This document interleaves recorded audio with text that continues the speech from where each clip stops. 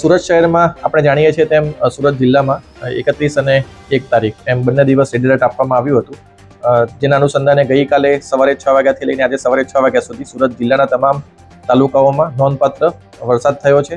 Average જોઈએ તો આપણે 220 mm જેટલો વરસાદ તમામ તાલુકા અને શહેરનો મળીને થયો છે, એટલે કે લગભગ 8 ઇંચથી વધારે એવરેજ વરસાદ તમામ તાલુકામાં નોંધાયો છે.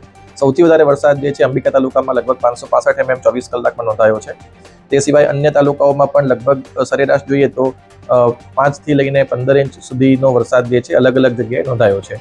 સુરત શહેરમાં પણ આપણે જોઈએ તો લગભગ 5 ઇંચ જેટલો વરસાદ 24 કલાકમાં 5 થી 6 ઇંચ જેટલો વરસાદ નોંધાયો હતો.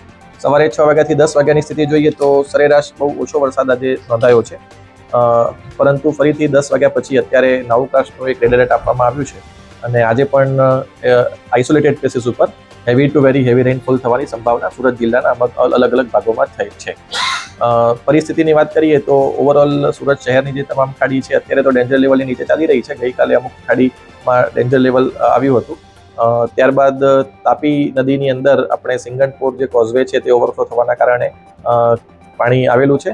ઉકાઈ ડેમ છે તેની સ્થિતિની વાત કરીએ તો 333 ફીટનું જેનું રૂલ લેવલ છે એની સામે અત્યારે 320 ફીટ એમાં પાણી છે. જિલ્લાના અન્ય ભાગોની વાત કરીએ તો ખાસ કરીને ઓલપાડ અને માંગરોળ તાલુકાના ગામો કે જેની અંદર કીમ નદી જે છે એ આજે રાત્રે ઓવરફ્લો થવાના કારણે કેટલાક ગામોની અંદર પાણી જે છે તે આવ્યા છે, પરંતુ આપણે પ્રિકોશનના ભાગરૂપે આપણને અગાઉથી જાણકારી હોવાના કારણે ગઈકાલે જ બધાનું ત્યાં સ્થળાંતર આપણે શિફ્ટિંગ કરી દેવામાં આવ્યું હતું.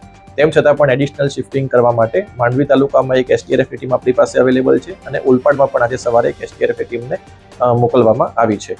એટલે અત્યારે હાલની જ સ્થિતિએ જોઈએ તો ઓવરઓલ જિલ્લામાં સ્થિતિ જે છે એ અંડર કંટ્રોલ છે. ફક્ત કીમ રિવર ઓવરફ્લો થવાના કારણે ઓલપાડ અને માંગરોળ તાલુકાના ગામો છે તેની આસપાસ તકેદારીના ભાગરૂપે અત્યારે શિફ્ટિંગ ગઈકાલે પણ થયું હતું અને આજે પણ ચાલુ છે.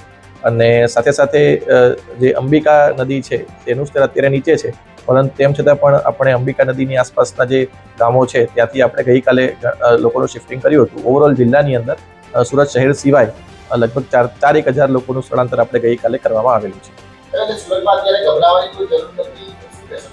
સચેત હંમેશા આપણે રહેવું જ જોઈએ. આજે પણ મેં કીધું એમ રેડ એલર્ટ છે જ, એટલે તકેદારીના ભાગરૂપે આપણે તમામ શાળા કોલેજોને તો આજે બંધ રાખવામાં જ આવી છે અને હજુ પણ રેડ એલર્ટની સ્થિતિ છે, એટલે ભારેથી અતિભારે વરસાદની સંભાવના છે. કેટલાક જગ્યા ઉપર આઇસોલેટેડ પ્લેસીસ ઉપર આ થવાની સંભાવના છે, એટલે આપણે આજનો દિવસ પણ આપણે તકેદારીના ભાગરૂપે તમામે લોકોએ સાવચેત રહેવાની ખાસ જરૂર છે અને શક્ય જરૂરિયાત ના જણાય તો આપણે ઘરની બહાર નીકળવાનું ટાળવું જોઈએ.